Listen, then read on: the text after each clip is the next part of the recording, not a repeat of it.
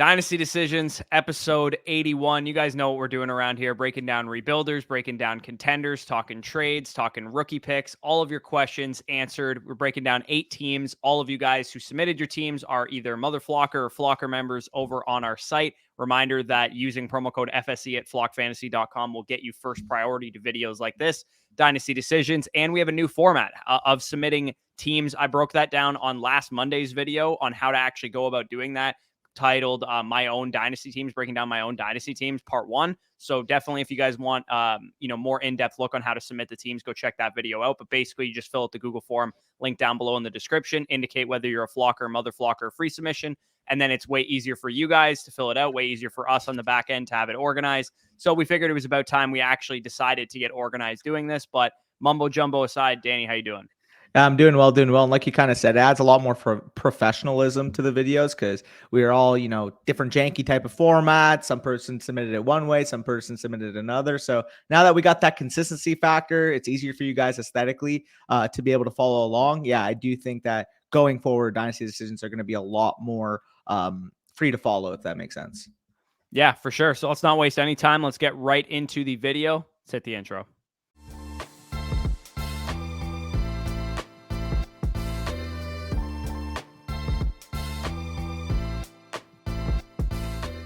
All right, so as you guys can see, the first team on the docket here is from Brandon L. He indicates here 12-team, full PPR, no tight end premium, super flex format with these easy drop-down menus here. And then Trevor Lawrence, Lamar Jackson, Brock Purdy, Sam Howell are his top quarterbacks. Pretty stable core there. Breece Hall, DeAndre Swift, and some other guys at running back. Jamar Chase, A.J. Brown, Drake London, Michael Pittman, Keenan Allen, Elijah Moore as his wide receivers, Kyle Pitts, and Greg Dulcich at tight end. Somehow has the 101, 103, and 110 to boot, and a projected early 2024 first, along with the 204 this year, a second, and then it looks like he's missing his 3rd and 4th round rookie picks, but doesn't seem like a big deal because this team's in pretty good shape. So he said he's just looking for a fresh set of eyes on what other moves that we would make for this team. He said clearly he knows this team is set up well, but always looking to get better. Also, who would we be targeting with the 110 and 204 picks specifically? So what are your thoughts on the team? And then we'll get into those rookie picks and some of the trades he has listed here.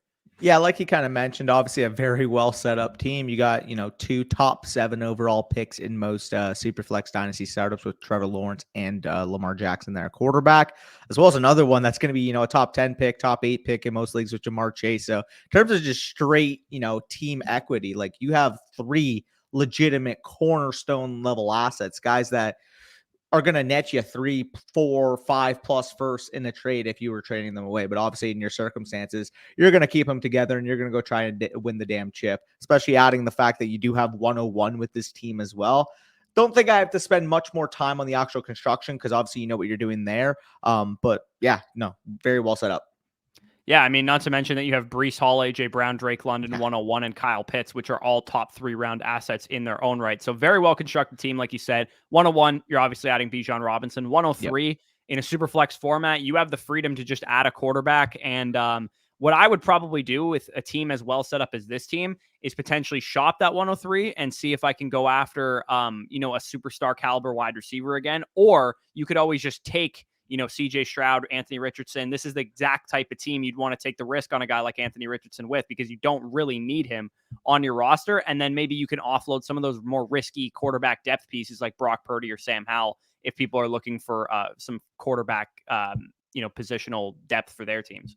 Yeah, a move that I was even thinking of too. I mean, you have a guy like Drake London, but maybe, the Garrett Wilson owner, Chris Olave, Devontae Smith, someone in that area. Maybe Chris Olave and Garrett Wilson might be more of a 1-for-1. But if you did like Devontae Smith and Jimmy Garoppolo for the 103, you add a really nice wide receiver to this team. You still have your quarterback 3 for you to compete with. And then, of course, you're still adding Bijan at the 101. So maybe that's the type of move I would make. You get a stable quarterback 3 in case, Purdy's not ready to start the year. Let's just say Jacoby Brissett gets beats out Sam Howell. At least you have insurance there for a competing team. But aside from really nitpicking a move like that, just stay fluid, stay water, see what happens in the NFL draft, and just keep piquing that interest for that 103 because I'm sure somebody's going to come calling. Yeah, and at 110, for me, I'm working my way through that like second tier of wide receivers. I've been pretty impressed so far with what I've seen from Zay Flowers and Josh Downs. So those 2 guys would definitely be guys that I would go after, given the strength of your team being wide receivers already. Zach Charbonnet, if he gets good draft capital, will be an excellent pick there at 110, because then you add, obviously Bijan and Brees are your top two guys. You add in a guy like Charbonnet to go along with Swift as depth, and then you're ready to turn this thing not only into a competitor in the short term, you'd have a very good long-term competitor with a lot of young, stable assets. 204, probably take another dart throw at running back there, just given the strength of this draft class. And then let's go through some of the trades that he has listed here for how he got Trevor Lawrence and the 101 here. He eventually, I don't know when, so he said he made this trade February 2022. So at the time, these would have just been like random 2023 firsts, or potentially they were known to be early. He sent away Joe Burrow 104 in the 311 in exchange for Trevor Lawrence 101 and a 2024 second. So I'm assuming, Joe Burrow just came off a Super Bowl season. And this manager was willing to overpay for Joe Burrow, give you a guy that is a monster upside piece this time last year in Trevor Lawrence, and you got yourself a 2023 first out of it that became the 101. Yeah, you misread the trade a little bit. That was made on February 22nd. So I'm assuming that's February 22nd, 2023. So this probably happened about a month and a half ago or so. But either way, I mean, I like the move with what you're trying to do here, because realistically, the difference between Trevor Lawrence and Joe Burrow in most formats, I mean, yeah, Joe Burrow has shown it already, but if Trevor Lawrence hits his ceiling, like, I wouldn't be shocked by this time next year if Trevor Lawrence is going ahead of Joe Burrow in the startup. And the fact that you're able to, in your position, you don't really need the 104. You're able to go up, secure Bijan Robinson to add to this team. I think this is a great deal. You move within or possibly slightly down like half a tier in terms of startup value. Joe Burrow like the 4th overall pick, Trevor Lawrence like the 6th or 7th. You net that 2024 second for liquidity in season. If you want to buy another running back, you want to buy, let's say Kyle Pitts goes down and you need a filler at tight end, you want to buy a player at that point, you have an extra second to be able to dangle around. And then, of course, I mean, the point value of Bijan Robinson, a clear-cut top 5 running back going into redraft this upcoming year, not to mention not even, 21 years old at this point. Absolutely love the structure of this deal. Yeah, absolutely. And it looks like you had a lot of liquidity to work with, because you also shipped off the 102 and the 111 and DK Metcalf for Lamar Jackson and the 110. So, I mean, 111, 110, same exact asset. Just cancel those two out of the deal there. DK Metcalf and the 102 for Lamar Jackson. Yeah, man, I'm willing to make that move. Bryce Young, I love him. He's a top 15 startup player for me, but Lamar Jackson is a top 6 or 7 asset. So I will take the Lamar Jackson side there. He also made some other trades here. It looks like he sold TJ Hawkinson high here, along with Darnell Mooney, picks up Michael Pittman Jr. and Cole Kmet. I mean, you had Pitts already, so you really didn't need TJ Hawkinson, so that makes some sense. And then also sold Jordan Love and Rashad White. I believe he asked us about this on a stream at one point in time, and he got Drake London. I mean, Drake London has absolutely zero business going for this little in a trade. I know you have Kyle Pitts already, but like everybody and anybody should be buying Drake London if this is the going rate for him. Yep, absolutely smashed that. Also mentions that he got Keenan Allen for a 3rd when he was unsure if he would stay with the Chargers. A lot of rumblings earlier in the offseason that the Chargers might cut him.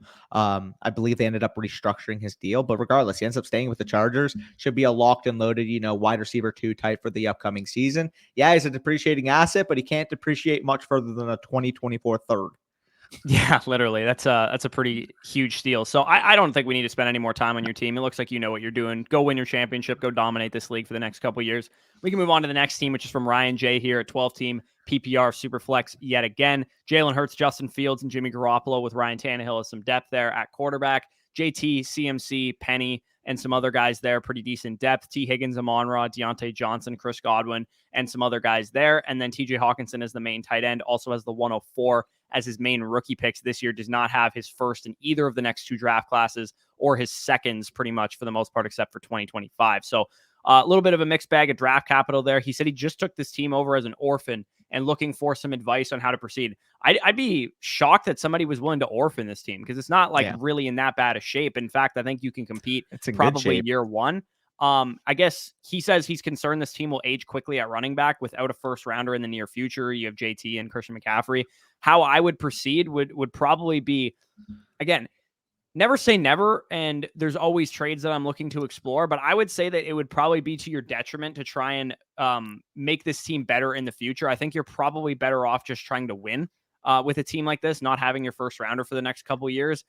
So as much as like moving CMC for a younger running back would be like intriguing, I don't think that it would be really feasible. He says for a younger running back plus a first. I mean, if you can get Yeah. Javonte Williams and a first for Christian McCaffrey, by all means, go ahead and do it. But I think younger running back, it would probably be like Damian Pearson a first. Yeah.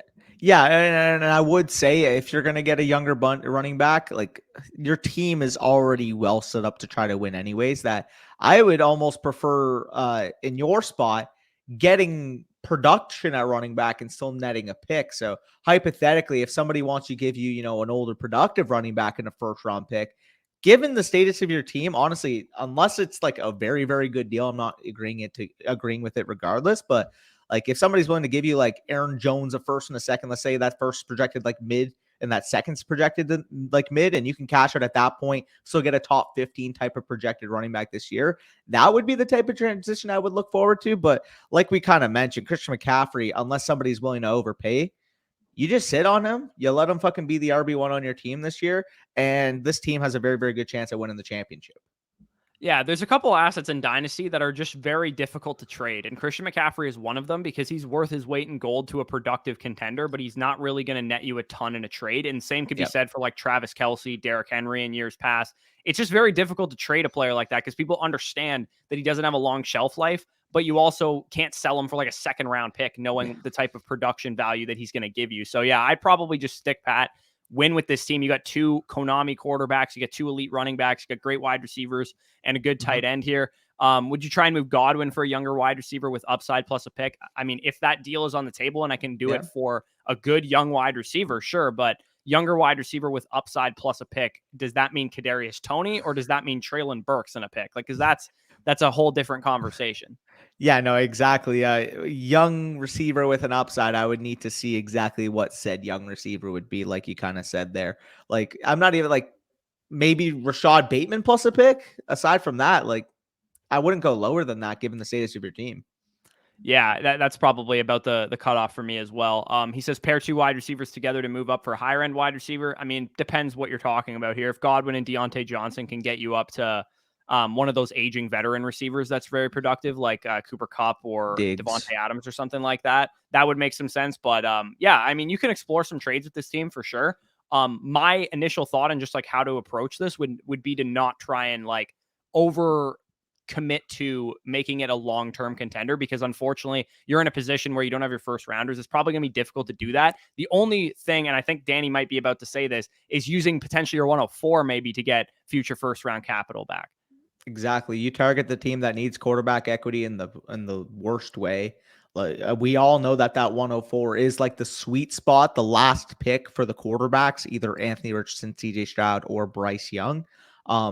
If you're able to ship that 104, and let's say somebody's willing to give you realistically from a startup potential cost, like the 107, 108 would probably be Quentin Johnson, Jordan Addison, a receiver like that you can add, plus a 2024 first round pick. I think that's a very realistic trade that you can do. And if somebody needs a quarterback, that's about as cheap as they're going to get an upside quarterback. So for your case, you're liquidating some of your assets. You're getting a receiver that you can potentially add. And yeah, your top end of your receiver core is very nice, that top four. But realistically, outside of the top four, you need a lot to break, right, to rely on any of those guys. And in a league that you can start up to 4 per week, I personally like having a couple I can rely on my bench. So if you're able to parlay that 104, one of those quarterbacks into Addison, Quentin Johnson, someone like that, and a future first, which you can then spend in season if you need to, that's the route I'm looking for. Yeah, that would definitely make some sense. The other thing too is if that deal is not on the table for you, you just take one of those quarterbacks, and if they hit, you're going to have three quarterbacks that are all in the top like 8 to 10 startup picks. And next off season, if you don't win the championship, you do win the championship, you could always just sell off Justin Fields, sell off, let's say Bryce Young falls to 104 and he's a huge hit in the NFL. So you'll have some flexibility and some huge assets to work with at that point in time. But for the most part, I would say this is a pretty decent orphan that you took over here, and you should have a decent chance to win the championship. And there's nothing that I would really force. I think you could probably go right into the season with this team if you wanted to.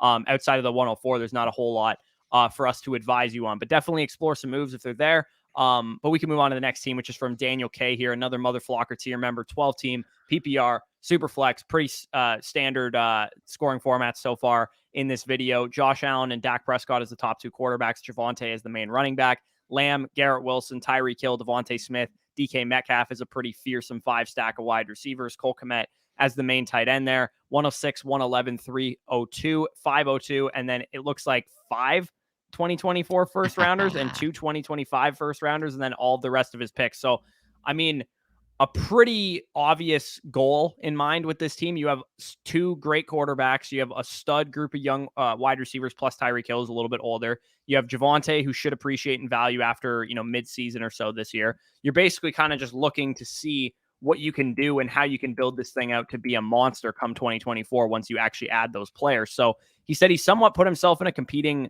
win now house money type of year with a Tyreek Hill trade, which we'll break down here in a second. He said worth pushing the pieces in to get running backs, like with his 2024 first. For me, honestly, like I'd probably just spend your rookie picks this year. If you're able to add, like, let's say Zach Charbonnet's there at 111 and Javonte comes back a little better than we're expecting. 106 is there. Is Jahmyr Gibbs, like Danny just mentioned. Like, it's possible that you could be like a house money team this year, but I probably wouldn't force it. Like I wouldn't use any of that 2024 first capital to like go buy a running back. If mid-season you're doing really well and like a third rounder gets you like what Raheem Mostert, Jeff Wilson, or Cordero Patterson would have kind of represented the past couple of years, then by all means do something like that. But to me, I'm probably going to let this thing become a monster come 2024. Yeah, I would probably say that too. I think, again, you can absolutely compete this upcoming year, but realistically, you need a lot to break right at tight end. Like you kind of said, Javonte, we don't know about his status coming into the year. Although you're going to add, let's say, Charbonnet and Gibbs in the draft, realistically, you need those rookies to get their workloads right away. So like Corey kind of said, I would house money at least for the start of the year. If you see those rookie running backs are getting their workloads and Cole Kmet in a more high-powered passing volume offense with the addition of DJ Moore ends up being a very good, top 8 tight end option, at that point you can reevaluate. You can say, hey, listen, I'm a top 5 team right now. If I make a move, I could potentially be a top 2, top 3 team. Then you can make that type of move. But like Corey kind of said, if you just wait until 2024, I mean, this team can not only be a top 3 team, but like by far the best team in the league. Yeah, I mean, if you somehow walk out of that next year's draft with your QB3, which I would presume would be one of like Caleb, Drake May, somebody like that, because Dak is getting a little bit older, you'd probably want to add a young quarterback in 2024. We got a couple great running backs at the top that you can add to this team. Potentially, you could secure yourself an elite tight end with Brock Bowers. You could potentially secure yourself an elite wide receiver with Marvin Harrison. Having that much draft capital in a class like 2024 is really, really going to benefit you. And I'm not really going to force anything. So as much as we can break down this Tyreek trade here, trades away 103, 112, a third, and Robert Woods. So the third and Robert Woods, I really don't give a shit that they're not really that valuable. It's basically 103 and 112 for Tyreek Hill in a 2024 first. So, I mean, 103 is give or take, like, it's more valuable than Tyreek. I would probably prefer the 103, but it's like relatively an even trade, I would say. So you basically got like a random first for 112. I don't know if that's one of your mid first or early first, whatever the case is. Given that the guy sold Tyreek Hill, I'd imagine it's not a competitive team who was doing this. It was probably somebody trying to tear it down and acquire the 103 and the 112. So I think value-wise, this trade, you just had to make it. But I would probably still be willing to shop Tyreek Hill like mid-season if you're not really having the greatest year. Let's say Javonte's not coming back, your tight ends aren't performing. You want to tank your own 2024 first and get yourself in position for Caleb, May, Harrison, whoever it ends up being. So for me, I think you made a good move, but I would probably try and sell Tyreek at some point if I could. Yeah, honestly, though, I mean, evaluating this team, like you kind of said, it could go very, very well year one. And in that case, you want to buy at that point, sure. Having Tyreek right now kind of gives you the flexibility to wait and see those first few weeks. Of course, like Corey's kind of said too, on the flip side, if it's not performing, you see a chance potentially to get in that mid to early range for your own pick, still having the pick equity that you have with the other picks, 1 already guaranteed early, 2 already guaranteed mid, from what it looks like. Yeah, I don't mind making that transition at all. Yeah, for sure. So I think you're in a good spot. Couple really good spots to start off the video. And speaking of being in a really good spot with your cybersecurity, we got to hear from a word from our sponsors over there at Aura, and you guys will be hearing that message right now. Proud to introduce our new sponsor, Aura. Aura is an easy-to-use app that includes everything families need to protect their identities, to protect their money, to protect their passwords, their devices, and more. Anybody can find anything on the internet nowadays, including your full legal name, your personal email, your home address, your phone number, and even some information about your relatives. I know if I Google my name, along with all the fantasy football stuff, comes stuff with my parents, where people work, even stuff relating to my late grandfather. It feels like an invasion of privacy, if I'm being honest, and This information is accessible to, the public because of data brokers who profit from selling your information to robocallers, telemarketers, spammers, anybody else that wants to learn more about you. I'm sure you guys have gotten spam text before. Same kind of idea. What Aura does is they identify these data brokers, they opt out of these junk mail and telemarketing lists on your behalf, and you can use my link aura.com/fantasy stock exchange for 2 weeks to see how many data brokers are sharing your information. Aura's app also features a VPN, a password manager, real-time credit and identity theft monitoring, including 24-hour US-based call centers if you have any issues, internet parental controls, and it protects your devices from malware. Aura is basically every internet safety tool that you'll ever need, all inside one app. It's really easy to set up and everything that you're ever going to need to stay safe on the internet. You don't need to download 7 apps to get a VPN, to get parental controls, antivirus protection. It is all located for one price. So go to aura.com/fantasy stock exchange to start your free 2-week trial. Also linked down below in the description, or you can scan the QR code. And we're back to the video. All right, so big shout out to Aura. Again, link down below in the description to check them out for a 14-day free trial. Now let's get on to the next team here, which is from Joe B, who is another Mother Flocker tier member. 12 team, full PPR. It is a tight end premium, 2 points to the tight end. So a pretty heavy tight end premium at that. Super flex league as well. This team's in a little bit more rough shape, I would say, than the previous 3 that we've talked about. Russell Wilson as your only real main quarterback here in a super flex format. Jacobs, Damian Harris, Kareem Hunt, Ezekiel Elliott, Damian Harris again somehow. DK Metcalf, Drake London, Deontay Johnson, and some other guys there. Tight ends in a pretty rough spot as well. So he says open to all suggestions.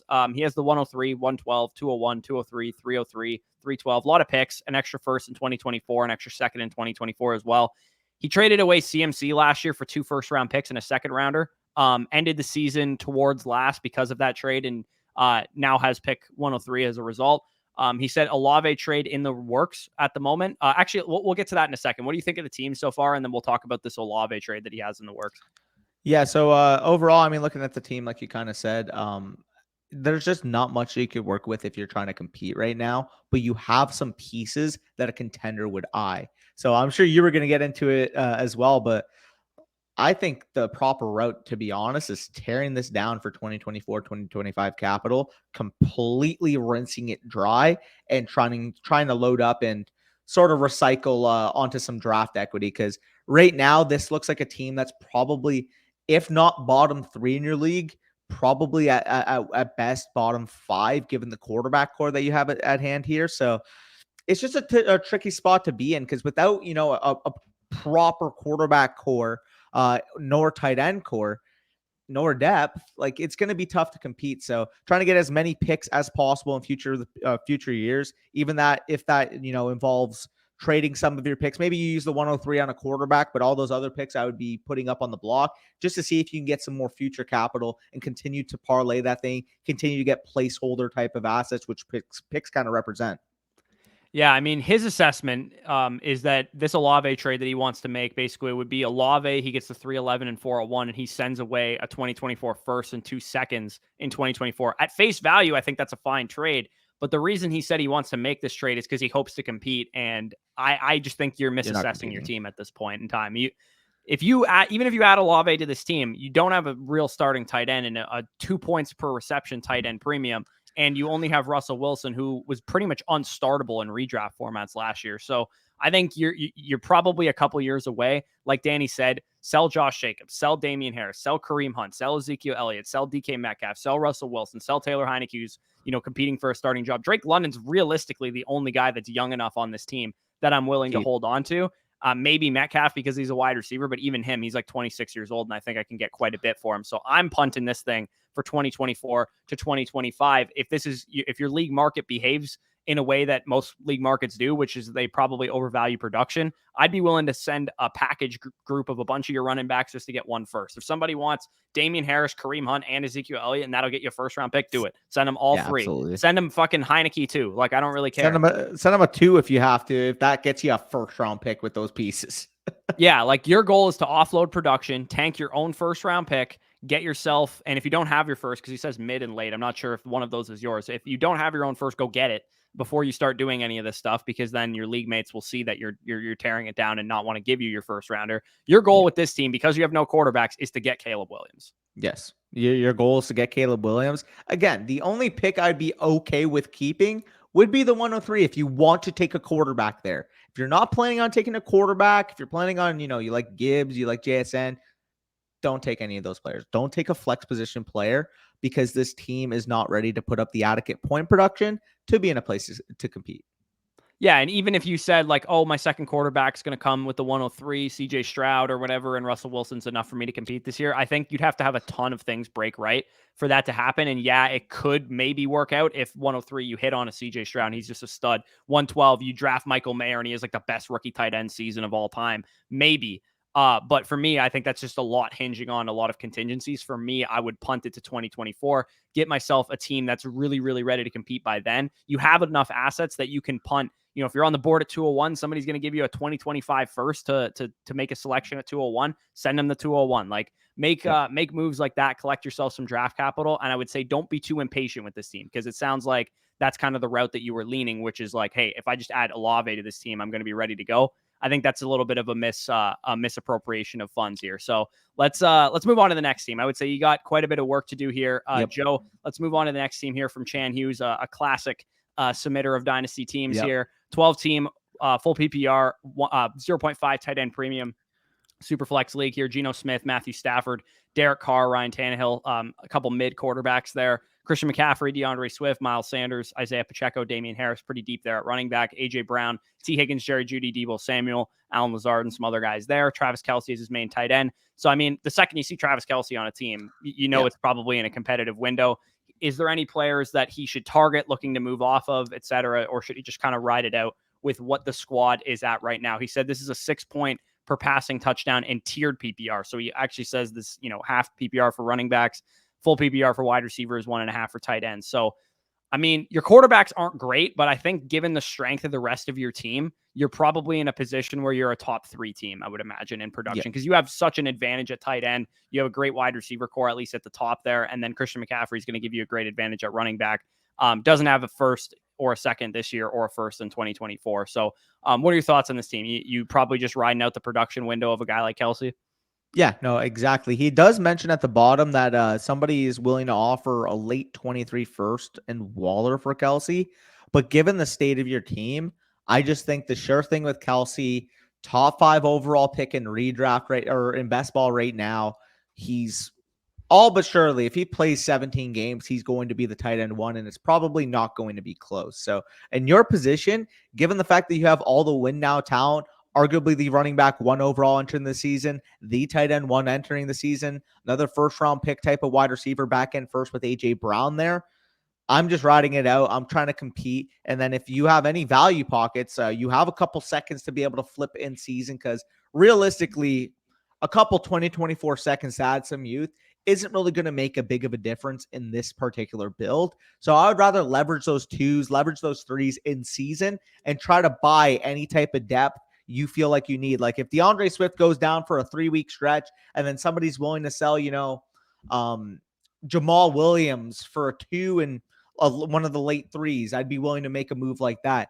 You just have to hold those picks for now to give yourself leverage to make a move in season. Yeah, and I think between Swift, Sanders, Pacheco, Damian Harris, you're going to probably be able to piece together RB2 production, no problem. Yeah, this seems a little difficult because, it's not like you have a bunch of, easily sellable assets where you could just be like, oh, I'm going to tear this thing down. But, realistically, how much are you going to get for DeAndre Swift, Miles Sanders, Isaiah Pacheco, Damian Harris, Geno Smith types in trades? It's not like you have, aside from Christian McCaffrey and Travis Kelce, who are great production pieces, it's not like you have a bunch of Devontae Adams, Cooper Kupps, and Austin Eckler types on your team that you can get a lot of great assets in a trade for. For me, I think I'm probably just going to ride this thing out in the production window of Travis Kelce. Most of the time, Kelce's not going to provide you the value you need from him in a trade. In a 1.5 tight end premium, he's probably worth 2 first-round picks to a contender. You're never going to get that is the problem, though. That's the difficult thing with Travis Kelce. So you're better off kind of just riding the production into the sunset. Yeah, no, I fully agree with you there. I think we can move on to the next team. First free submission, that's going to be from Marcus. You guys do see it's a 10-team super flex league, 3 wide receiver spots, 3 flex spots. So I believe that would be a start 11 league. So pretty deep overall compared to, your typical start 9, start 10 level league. Quarterbacks, Joe Burrow, Deshaun Watson, Jared Goff, Sam Howell, very strong there. running backs, typical FSE build with Rashad White, Tyler Algier, Jalen Warren, Isaiah Spiller, more so type of upside handcuff players. But that's because your wide receiver core is absolutely built to the brim. CeeDee Lamb, Jalen Waddle, T. Higgins, Drake London, Jameson Williams, DJ Moore, Jahan Dotson. And then at tight end, you do have a lot of upside there with David Njoku, Chigagonkwo, and Mike Gesicki. So along with, all those picks you have, including all of your own picks, which do equate to the 102 this year as well. Yeah. So, I mean, adding the 102 to this team, got to presume that would be a quarterback. You don't really need a quarterback. So what I'd probably be looking to do is trying to sell it, potentially going after, seeing maybe what the 101 would cost potentially in a trade would be something I'd be maybe interested in doing with this team. Because if you added Bijan, like let's just say that pick said 101 and not 102, you probably could piece together RB2 production behind Bijan. Your wide receiver core is going to fill out all your flex spots like 99% of the time anyway. And your super flex is going to be Burrow, Watson, and then maybe Goff on bye weeks. So you're probably in a good enough spot where you could see if all it costs you to go from 102 to 101 because the guy needs a quarterback and he wants Bryce Young or CJ Stroud or whoever it ends up being is the 209 or your 2024 second or a young I'd be willing to give up 102 and Jahan Dotson or something like that just to go up to 101. Yeah. I'd be willing to explore a trade for the 101. He actually basically says there's a chance that Bijan falls to him at 102 because the team trading up or the team that has 101, has the worst quarterback room. So I would say don't even risk it. I would just tell him, dude, your quarterbacks suck. I have 102. You should take a quarterback with that pick. I'll give you some value on top of it. If his quarterback room sucks, the chances are the rest of his team sucks too. And he's probably going to want draft capital or a young receiver or something like that, like you have to offer him. Yep. No, I agree there. He does say here that let's just say hypothetically the guy doesn't want to make the deal. He just takes Bijan. Like worst case scenario, this guy just takes Bijan Robinson at 101, which would be a detriment to his own team. But I've seen crazier shit happen in dynasty drafts. He basically says, do I take CJ or Young or do I look to trade for 2024 plus type of capital? Honestly, with this team, I think if you add some running backs, which is weird for me to say, you can compete with this thing this year. So with that 102, I would first shift my gears to see what the cost of Jonathan Taylor, Breece Hall, guys in that tier, maybe ETN plus, Kenneth Walker plus for that pick. If somebody's willing to add, the 108 or something and Ken Walker for the 102, I'd be more willing to make that type of move given the status of your team. And if not, then like you kind of said here, if somebody's willing to give you 2024 first, or like I kind of said, the 106 in a first next year, those type of moves, which we see happen all the time in drafts, especially when teams have dire needs for quarterbacks, that would be my frame of reference. And then let's just say you're able to get the 106 out of it. JSN's probably going to go at the 105. If that's the case, you still get Jahmyr Gibbs here. You pocket a 2024 first that you can use to buy another running back if you feel like you can compete this year, which I absolutely think would be the case given the strength of your wide receivers and given the strength of your elite quarterback room.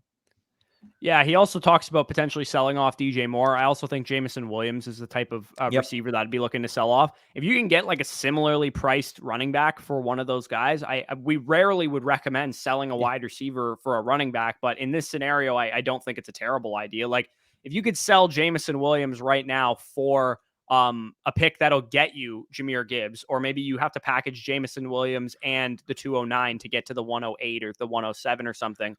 Where you can get Jahmyr Gibbs there, I think that would make a ton of sense as well. Because Jameson Williams is a guy, a lot of people, you're either really high on Jameson Williams or you're not really high on him. So if there's a Jameson Williams truther in your league and he holds the 106 in the rookie draft, there's a chance that he might give you that asset straight up for Jameson Williams. I use Jameson Williams to trade up for 101. So some people are just extremely high on the guy. And I would say that, he's a risky asset that doesn't really need to be held on a team like this. You already have a great wide receiver core. There's no real reason for you to hold a guy like him. So I would try and shop him for a running back asset if it's possible. So as far as DJ Moore is concerned, maybe you offload him for a running back, but the chances that you get a running back that's actually a stable asset are probably not very high. Like you're probably looking at like Swift types where DJ Moore is going. And I think I would rather just sell, if you're going to sell DJ Moore, for future capital to get a running back in 2024. Yep. No, I agree there. Overall, I think you've done a very good job with this team. You pretty much have the good head on your shoulders with how you evaluated it yourself. Just stay fluid. See what type of options, see what type of packages you can get on the clock. But like we kind of said, whatever that 102 is going to be able to net you should be able to push you into competing window for 2023. But I think we can move on to the next team. That's going to be from Austin, a 14-team Superflex league. I believe that would be a start 9. He's got at quarterback Justin Herbert, Trevor Lawrence, Jacoby Brissett, Drew Lock, and Matt Corral. Running back Ken Walker, A.J. Dillon, Rashad Penny, and Josh Kelly. Wide receivers Metcalf, Pittman, London, Burks, Ridley, David Bell, Greg Dortch. Then at tight ends, you have Dallas Goedert, Greg Dulcich, Cole Kmet, Chigakonko, and Isaiah Likely. So a lot of upside at that tight end core, which I like to see, along with the 111, 203, 208, 211, and 403 this year. And pretty much all of his future picks in 2024 and 2025, along with an extra 2 and 3. So when you're looking at this team, what are your main thoughts? Yeah, I mean, for a 14-teamer, you're in pretty good shape. Yeah. Justin Herbert, Trevor Lawrence, like there's probably not a better quarterback core in your league. I'd imagine those two guys are both top 6, 7 overall picks. And then you also have Brissett, who I think is like an okay QB depth. And in a 14-team league, you're going to be hard pressed to find a team with 2 great starting quarterbacks and a solid QB3. Ken Walker, AJ Dillon, Rashad Penny. Yeah, I mean, you could be a little bit deeper at that position, but I think your wide receiver core is pretty good. Metcalf, Pittman, London, Burks, Calvin Ridley. Those guys should all be productive. And some of those guys are young upside pieces as well. And then Goddard's going to be your main tight end, but I also like the rest of your tight end core too. You could probably stand to even potentially shop one of those guys, Dulcich, Kmet, or Chig, one of those guys. And then you also have some dart throws that you can take in the rookie draft this year at running back, which is probably where I would spend most of your picks. At 111, if you're able to get Zach Charbonnet there, that would be a perfect fit for your team. 203, you'll probably be able to get a Chase Brown, a Tank Bigsby, a Roshan Johnson, somebody like that. Again, 208, these are later picks because it's a 14-teamer. The 203 is actually like the fucking 205 and a 12-teamer. But still, that's going to be the sweet spot of the draft where you can throw darts at the running back position. He basically says, like, you know, I could use a third quarterback. I could use some running back depth, but I think this team's in pretty good shape. And I think I would agree with that assessment. Any, players that we would go after, I would say the fact that you have these 2s is good to throw darts at the rookies. And then also you have an extra 2 next year and an extra 3 next year that if you go into the season and you need more running back depth, you need a third quarterback, you need whatever, you can go after that in season. You can trade during the season. If Trevor Lawrence misses 6 games or something like that, you can go out and trade for, like, I don't know, maybe Desmond Ritter's having a decent season or something like that. Or maybe you can trade that 2 for Ryan Tannehill or that 2 for Geno Smith or something like that. So I think not only are you well set up in a 14-teamer to be able to compete, you also have a little bit of flexibility with the draft capital that you can potentially add some pieces mid-season. Yep. No, I agree there. I just wanted to look at some of these trades because you took some guys to the woodshed, especially in a 14-team Superflex league. Waste no time here. Calvin Ridley in a third for Devin Singletary in the 206. Devin Singletary, insignificant running back. Realistically, he's in Houston, but the most excitement you're going to get about Devin Singletary going into the year is that he may steal some work from Dameon Pierce. On the flip side, Calvin Ridley, for a team that I think can realistically compete this upcoming year, if you add maybe a running back, sign me up. He's going to be a top 20 receiver at the bare worst, and I wouldn't be shocked if he was a top 8 wide receiver this year. So free upside there. The 206 for the third is really insignificant from a pick swap standpoint, and upgrading from Singletary to Ridley is very, very massive for your team. So love that move. Don't have to spend much time on this next move, but on a 14-team Superflex league, 103, 202, George Pickens, whatever. Give me Trevor Lawrence. Like, this guy in a 14-team league, we mentioned in a normal 12-team Superflex is probably worth about 3.5, possibly 4 ones. In a 14-team league, you would need to give me like 5 ones, your firstborn, your Lamborghini, your house on the fucking beachfront, like whatever assets you have. Like, you're going bankrupt before you take him off of my team. So you just picked him up basically for free based on what he should be going for in that format. And then the final deal, another woodshed. You're able to shed Mark Andrews and Kareem Hunt, turn those guys into Dallas Goedert, Drake London, and the 208. For ease sake, I do think that Mark Andrews and Drake London, I would rather have Drake London straight up. But for ease sake, let's just say those guys are even. They're going in a similar spot in your startup. They have about equivalent trade value. Then you're looking at Kareem Hunt for Dallas Goedert plus. Like, took this guy to the woodshed. Not much else to say about it. He also mentions at the bottom of his comment that he somehow traded Cooper Rush, Jameis Winston, a 2023 3 for Rashad Penny and Ken Walker. Am I reading that right at the bottom of the screen? You traded those guys for Rashad Penny and Ken Walker? I don't know. Like, You must be in a league with George Pickens, because George Pickens is the only person that would accept the Trevor Lawrence trade, probably. Same goes for, like, maybe you're in a league with Kareem Hunt or something like that. This is wild, man. I don't know how you were able to pull off some of these trades. He also has a couple more listed here that he could potentially do. He said, I'm in trade discussions about trading Ken Walker, Cole Kmet, the 111 and 211 for Brees T. Higgins in the 304. I mean, I don't think there's a huge difference between Ken Walker and Brees Hall because of the injury that Brees Hall suffered. But I mean, the 111 versus T. Higgins is not close. And Cole Kmet, given the strength of your tight end core, is somebody that is probably worth offloading anyway. So, yeah, I would make that move 100% and go get T. Higgins. He would build out your wide receiver core even more so than it already is. And Brees Hall, Kenneth Walker, same shit. The other thing that I might explore doing, if you don't end up making that trade, the 111 and like one of your second rounders, if there's a team that's like looking to rebuild that has like Saquon Barkley on it, then that might be enough to go after somebody like that and just get yourself one more like stud running back to add to this team. But for the most part, I think, like Danny kind of talked about, you've been, fleecing people for a couple trades now. I don't even think you need a whole lot of help. I would just kind of continue doing what you're doing, and we can move on to the next team, which is the final team of the video, which is from the Shaman here, 12 team, full PPR. If you guys notice, his league settings are a little bit different because the guy that set up this sheet for us actually, added in like tiered PPR stuff and, 6 point per passing touchdown type of information. So the sheet looks a little bit different now when you see it than it did in the previous guys that we talked about. But 4 point per passing touchdown, 12 team, non-super flex, looks like a 1 quarterback league. Deshaun Watson, Trey Lance is his main guys here. J.K. Dobbins, Javonte Williams and company at running back. Christian Watson, Jahan Dotson, and, some other upside pieces, but not a whole lot going on at wide receiver. Cole Kmet, Dawson Knox, Trey McBride there at running back, or at tight end, sorry. But first round picks, he has the 101, 105, 109, 111, 201, 209, 212, 301, and 401. Looks like he, was the worst team in his league this year with those 101s in each round. And then looks like he has a couple extra ones in 2024. He's got 2 firsts and then 3 second rounders and 3 third rounders. So pretty decent shell, this team. The way I would approach this draft is probably seeing what Bijan can net you, just given where your team is at. I don't think this is like a train wreck if you had to add Bijan Robinson to this team, because I think this team, reasonably could compete with a couple good draft picks. But Danny, what are your thoughts? You look like you're bursting at the seams here. Yeah, you mentioned maybe being able to move Bijan Robinson. Well, the first potential trade in the chronological order, if he's already has this offer to you on the table, I'm not letting him think any longer on it. I'm accepting today. I am smashing my button through my phone screen to the point where my finger leaves a quite literal hole in the glass of my phone. Garrett Wilson, Rachaad White, and a mid to late 2024 first. Realistically, in a 1 quarterback startup, yeah, Bijan Robinson is probably the 3rd or 4th overall pick, pending if you prefer CeeDee Lamb or him, I would say, in most leagues, give or take. Yeah, Garrett Wilson's Right? probably like the next pick off the board, though. He's at minimum a top 8 pick, probably like the 6th overall pick. Yeah, exactly. So you're basically moving down slightly from your startup standpoint, getting, an upside running back. Neither of us believe in Rachaad White, but somebody in your league is probably going to believe in Rachaad White, especially if they don't add a competition back in the NFL draft, or maybe you move them before the NFL draft. And then you're also getting a free mid to late 2024 first.